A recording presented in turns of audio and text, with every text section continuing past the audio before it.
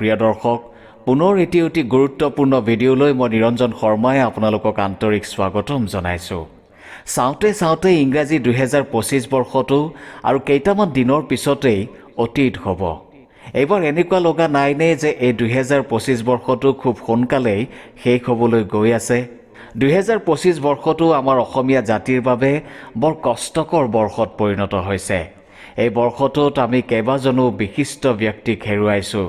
আমি হেৰুৱাইছোঁ সৈয়দ ছাদুল্লাহ ডাঙৰীয়াক, আমি হেৰুৱাইছোঁ বাহী সুন্দৰ দীপক শৰ্মা ডাঙৰীয়াক, আৰু আমি হেৰুৱাইছোঁ আমাৰ হিয়াৰ আমঠু জুবিন দাক। আমি অসমবাসীয়ে এতিয়াও সমূহীয়া শোকত বুৰ গৈ আছোঁ। আমি যেনে কশোকত ভুগি আছোঁ। তথাপি আমি তেওঁলোককেই অনুকৰণ কৰি জীৱনমুখী নিশ্চয় হ'ব লাগিব। কৰ্ম কৰি যাব লাগিব। তেওঁলোকৰ সৃষ্টিৰাজি আমি ধৰি ৰাখিব লাগিব।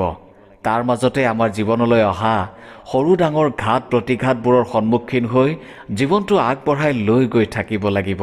কাৰণ ভগৱত গীতাত ভগৱান শ্ৰীকৃষ্ণই কৈছে যে আমাৰ কেৱল কৰ্মতহে অধিকাৰ আছে, ফলত অধিকাৰ নাই। আমি আমাৰ জীৱনলৈ অহা সৰু বৰ সমস্যাবোৰ কেতিয়াও নাইকিয়া কৰিব নোৱাৰোঁ। ই আহিবই আৰু আমি সন্মুখীন হ'বই লাগিব। সেয়েহে সাহসেৰে তাৰ সন্মুখীন হোৱাৰ বাবে আমি জ্যোতিষশাস্ত্ৰৰ সহায় ল'ব পাৰোঁ। কাৰণ আপোনাৰ মোৰ জীৱনত অহা প্ৰতিটো সমস্যাৰ প্ৰতিকাৰ দিয়ে এই শাস্ত্ৰই। কিন্তু ইয়াতো এটা কথা আছে, যদিহে আপুনি বিশ্বাস কৰে। আৰু এয়া কেতিয়াও নহয় যে আপুনি প্ৰতিকাৰ ল'লে আপোনাৰ বাধা নাইকিয়া হৈ যাব বা সমস্যা নাইকিয়া হৈ যাব।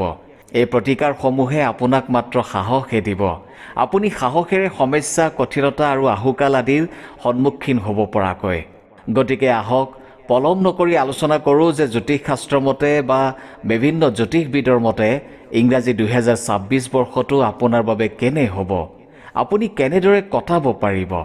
সংখ্যা বিজ্ঞান অনুসৰি 2026 চনটো হৈছে এক সাৰ্বজনীন ব্ৰহ্মাণ্ডীয় বছৰ বা ইউনিভাৰ্চেল ইয়েৰ 1, অৰ্থাৎ 2+0+2+6 = 10, মানে 1+0 = 1, যিটো এটা শক্তিশালী নতুন আৰম্ভণি চক্ৰৰ আৰম্ভণিৰ ইংগিত দিয়ে। নতুন উদ্যোগ আৰু ব্যক্তিগত ক্ষমতা, কিন্তু আপুনি সক্ৰিয় হ'ব লাগিব আৰু পৰিৱৰ্তনক আঁকোৱালি ল'ব লাগিব। প্ৰথমতে জানো আহক যে আমাৰ 12 ৰাশিৰ ভিতৰত মেষ ৰাশিৰ এই 2026 বৰ্ষটো কেনেকুৱা হ'ব। মেষ ৰাশিৰ জাতক জাতিকাৰ বাবে এই বৰ্ষটো খুবেই ভাল হ'ব বুলি কোৱা হৈছে। কাৰণ এই বৰ্ষটোত সূৰ্য উচ্চ স্থানত থাকিব, আৰু উচ্চ স্থানত সূৰ্যই সদায় ভাল ফল দিয়ে। সমাজৰ সকলো শ্ৰেণীৰ লোকৰ লগত মিলি চলিবলৈ এই ৰাশিৰ লোক আগ্ৰহী হৈ পৰিব। তেওঁলোক ব্যৱসায় বাণিজ্যৰ প্ৰতিও আগ্ৰহী হ'ব। এই বছৰটোত মেষ ৰাশিৰ জাতক জাতিকাৰ জীৱনলৈ ধনাগমন হ'ব। কাৰখানা, ছপাশাল, গড়কাপ্তানি, জাহাজ, অভিনেতা, খেলুৱৈ, চিকিৎসাবিদ্যা, শিক্ষক, পশুপালন আদি বিভাগত মেষ ৰাশিৰ লোকে সুনাম অৰ্জন কৰিব পাৰিব। ইয়াৰ উপৰি তেওঁলোকে খনিজ দ্ৰব্যৰ ব্যৱসায়, খাদ্যশস্যৰ ব্যৱসায়, কৃষিজাত সামগ্ৰীৰ ব্যৱসায়, থিয়েটাৰ, হোটেল, ইউটিউবাৰ, শিক্ষক, বিদ্যুৎ বিভাগ, লেখক, নাট্যকাৰ, আইন আদালত আদি বিভিন্ন বিভাগত নিয়োজিত হৈও জীৱিকা চলাই যাব পাৰিব। এই ৰাশিৰ ব্যক্তিয়ে 2026 বৰ্ষটো অলপ কষ্ট পৰিশ্ৰমৰ ফলতেই সমাজত আগস্থান পাবলৈ সুযোগ পাব। তদুপৰি মেষ ৰাশিৰ ছাত্ৰ ছাত্ৰী, জাতক জাতিকা, কিশোৰ কিশোৰীয়ে বিদ্যাত সফলতা আনিব পাৰিব। সাহিত্য, আইন, চিকিৎসা, পশুপালন, চাৰুশিল্প, দৰ্শন, শিক্ষা, চিলাই, বোৱা কটা, মৎস্য উৎপাদন আদিত অধ্যয়ন কৰি থকা ছাত্ৰ ছাত্ৰীয়ে সুনাম অৰ্জন কৰিব পাৰিব। এই ৰাশিৰ জাতক জাতিকাই 2026 বৰ্ষটোত স্বাস্থ্যৰ প্ৰতি অলপ ধ্যান দিব লাগিব। এতিয়া আহিছোঁ ৰাশিচক্ৰৰ দ্বিতীয় ৰাশিটোলৈ, যিটো হৈছে বৃষ ৰাশি। বৃষ ৰাশিৰ অধিপতি গ্ৰহ হৈছে শুক্ৰ। যিহেতু 2026 বৰ্ষটো সূৰ্যৰ বৰ্ষ আৰু শুক্ৰ আৰু সূৰ্যৰ যিহেতু মত নিমিলে, সেয়েহে এই বৃষ ৰাশিৰ জাতক জাতিকাই আশা কৰা ধৰণে ফল নাপাবও পাৰে। কিন্তু নিজৰ ধৈৰ্য আৰু প্ৰতিভাৰ বলত তেওঁলোকে খুব কম সময়ৰ ভিতৰতে কৰ্মপ্ৰাপ্তি কৰিব পাৰিব। বৃষ ৰাশিৰ লোকে প্ৰবঞ্চনা, ঠগ আদি ঘীন কৰিব আৰু সদায় সৎ পথত থাকি সৎ কাম কৰিব।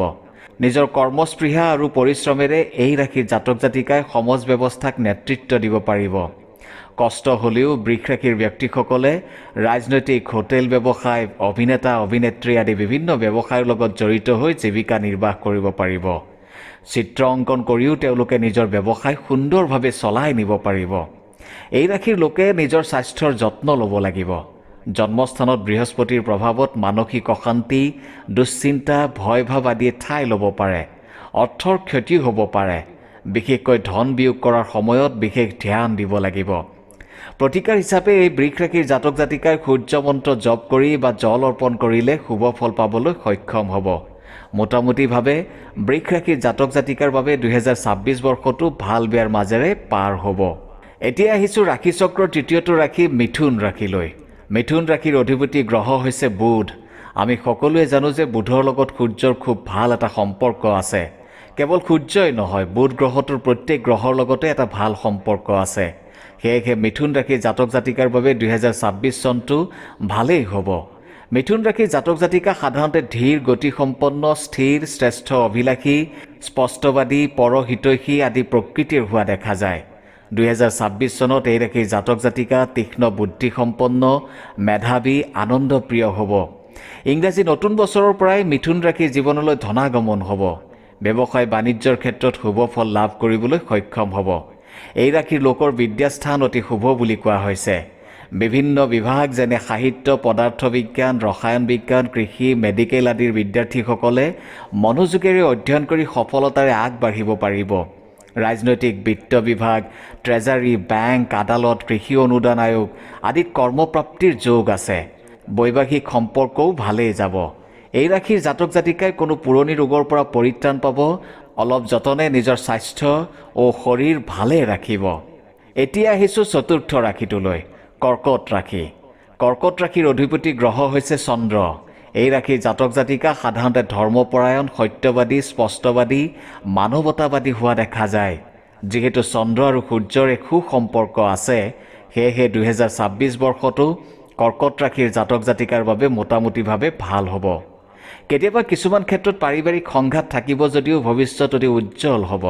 2026 বছৰটোত এই ৰাশিৰ জাতক জাতিকাই নিজৰ জীৱনত হোৱা খেলিমেলিবোৰ দূৰ কৰিব পাৰিব। বিভিন্ন দিশত যেনে বেহা বেপাৰ, ব্যৱসায় বাণিজ্য, যোগান বিভাগ, শিক্ষা, নৌ বিভাগ, বেংক, আদালত, কোষাগাৰ, শোধনাগাৰ, সমাজকৰ্মী আদি দিশত পাৰদৰ্শিতা দেখুৱাব পাৰিব। 2026 বৰ্ষত এই ৰাশিৰ জাতক জাতিকাৰ ধনস্থান অতি শুভ বুলি কোৱা হৈছে। বিভিন্ন ক্ষেত্ৰত কাৰ্যসিদ্ধি কৰি সন্মান প্ৰাপ্তিৰো যোগ আছে। কৰ্কট ৰাশিৰ জাতক জাতিকাৰ বিদ্যাস্থানো অতি শুভ বুলি কোৱা হৈছে। চিকিৎসা বিজ্ঞান, কাৰিকৰী, চাৰুকলা, ৰসায়ন, পদাৰ্থ, আইন আদি বিভাগত অধ্যয়ন কৰি থকা যুৱক যুৱতীয়ে অপ্ৰত্যাশিত শুভ ফলাফল দেখুৱাবলৈ সক্ষম হ'ব। যিকোনো বিভাগৰ চাকৰিত পদোন্নতি হোৱাৰ সম্ভাৱনাও আছে। বৈবাহিক জীৱন বা প্ৰেম প্ৰণয়ৰ ক্ষেত্ৰত অলপ সাৱধানে খোজ দিব লাগিব। দুই এটা সৰু সৰু কথাত পাৰিবাৰিক মনোমালিন্য হ'ব পাৰে, কিন্তু ধীৰ স্থিৰ গতিয়ে সেই সমস্যা সমাধান কৰিব পাৰিব। চন্দ্ৰৰ শুভ কাৰকতাত এই ৰাশিৰ জাতক জাতিকাৰ স্বাস্থ্য ও দেহভাৱ সুন্দৰ হৈ থাকিব। পুৰণি ৰোগ নিৰ্মূল হোৱাৰ উপৰিও উচ্চ ৰক্তচাপ, মধুমেহ আদি ৰোগ নিয়ন্ত্ৰণত থাকিব। এইবাৰ আহিছোঁ ৰাশিচক্ৰৰ পঞ্চমটো ৰাশি সিংহ ৰাশিলৈ। 2026 বৰ্ষটো সিংহ ৰাশিৰ জাতক জাতিকাৰ বাবে অতি শুভ। জয় জয় মই অৰ্থাৎ 12টা ৰাশিৰ ভিতৰত সিংহ ৰাশিৰ কপাল ফুলিব বুলি কোৱা হৈছে। ইয়াৰ কাৰণ হ'ল সিংহ ৰাশিৰ অধিপতি গ্ৰহ হৈছে সূৰ্য, আৰু 2026ত যিহেতু সূৰ্য প্ৰথম স্থানত আছে, গতিকে সিংহ ৰাশিৰ জাতক জাতিকাই যিকোনো দিশতেই পাৰদৰ্শিতা দেখুৱাবলৈ সক্ষম হ'ব। অৱশ্যে এইখিনিতে এটা কথা কৈ থোৱা ভাল হ'ব যে এয়া হৈছে এক সামূহিক ভৱিষ্যৎবাণী, কিন্তু ব্যক্তি অনুযায়ী ইয়াৰ প্ৰভাৱ ভিন্ন হ'ব পাৰে। এই ৰাশিৰ জাতক জাতিকাই একান্ত নিষ্ঠাবান, মনোযোগ, ধৈৰ্য প্ৰদানেৰে সমাজত নিজৰ নাম উজ্বলাব পাৰিব, নিজৰ ভৱিষ্যত উজ্জ্বল কৰিব পাৰিব। ধনস্থানত অতি সামান্য অশুভ প্ৰভাৱ থাকিব পাৰে যদিও কেতিয়াও ধনহীন অৱস্থা নহ'ব। নতুন নতুন ব্যৱসায়, উদ্যোগ, কৃষিকৰ্ম, চাকৰি আদিৰ জৰিয়তে প্ৰচুৰ ধনৱান হ'ব পাৰিব। এই ৰাশিৰ জাতক জাতিকাৰ বিদ্যাস্থান শুভ। সামৰিক বিভাগ, চিকিৎসা বিজ্ঞান, বন বিভাগ, ভূমি, ৰাজহ আদি বিভাগত অধ্যয়নৰত সিংহ ৰাশিৰ জাতক জাতিকাই অতি শুভ ফল লাভ কৰিব পাৰিব। 2026 বৰ্ষটো সিংহ ৰাশিৰ যুৱক যুৱতীৰ বাবে অতি মংগলময় বুলি কোৱা হৈছে।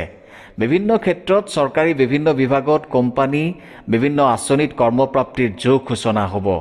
পাৰিবাৰিক আৰু বৈবাহিক জীৱনতো শুভ ফল পাবলৈ সক্ষম হ'ব। এই ৰাশিৰ জাতক জাতিকাৰ দেহ আৰু স্বাস্থ্যও অতি শুভ হ'ব। শাৰীৰিক, মানসিক আদি সকলো ফালৰ পৰাই শুভ আগমন হ'ব। ৰাশিচক্ৰৰ ষষ্ঠ ৰাশিটো হ'ল কন্যা ৰাশি। এই ৰাশিৰ অধিপতি গ্ৰহ হ'ল বুধ।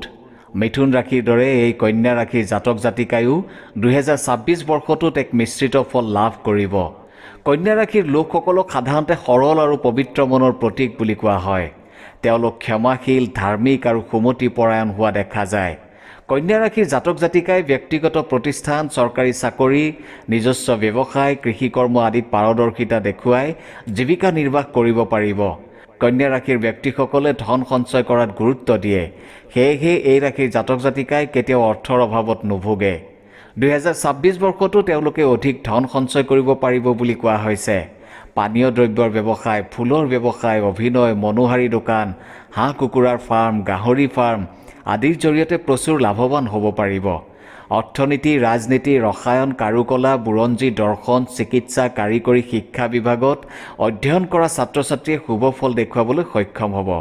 প্ৰেম প্ৰণয়, বৈবাহিক জীৱন বা পাৰিবাৰিক জীৱনত কোনো শংকা বা ভয়ৰ কাৰণ নাই। স্বাস্থ্যৰ ওপৰত অলপ অশুভ প্ৰভাৱ পৰিব পাৰে। সেয়েহে কন্যা ৰাশিৰ জাতক জাতিকাই নিজৰ স্বাস্থ্যৰ প্ৰতি সচেতন হোৱাটো জৰুৰী। পুৰণি ৰোগে আমনি কৰিব যদিও নিজৰ যত্নত উপশম হ'ব। এইবাৰ আহিছোঁ তুলা ৰাশিলৈ। তুলা ৰাশিৰ অধিপতি গ্ৰহ হৈছে শুক্ৰ। এই ৰাশিৰ জাতক জাতিকা সাধাৰণতে মানৱতাবাদী, সংস্কৃতি অনুৰাগী আৰু সৰল মনৰ হোৱা দেখা যায়।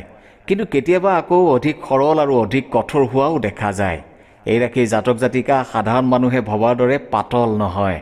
তেওঁলোকে যিকোনো বিষয়ত দকৈ চিন্তা কৰিহে কোনো কামত হাত দিয়ে। তুলা ৰাশিৰ জাতক জাতিকাৰ পাৰিবাৰিক জীৱনত মাজে মাজে দুই এটা খেলিমেলি থাকিব যদিও তেওঁলোকৰ জীৱনটো সুন্দৰকৈ পাৰ হ'ব আৰু ভৱিষ্যত উজ্জ্বল হ'ব বুলি কোৱা হৈছে। শুক্ৰ আৰু সূৰ্যৰ সম্পৰ্ক ভাল নোহোৱা হেতুকে 2026 বৰ্ষটোত তুলা ৰাশিৰ জাতক জাতিকাই যিকোনো এটা কাম কৰিবলৈ কষ্ট পৰিশ্ৰম কৰিব লাগিব। কাম এটা হওঁ হওঁ অৱস্থাত হয়তো নোহোৱাও হ'ব পাৰে। সেয়েহে এৰি দিব নালাগিব, লাগি থাকিব লাগিব। তেওঁলোকে পাৰিব, কাৰণ তেওঁলোক সাধাৰণতে হাৰ নমনা বিধৰ। কষ্ট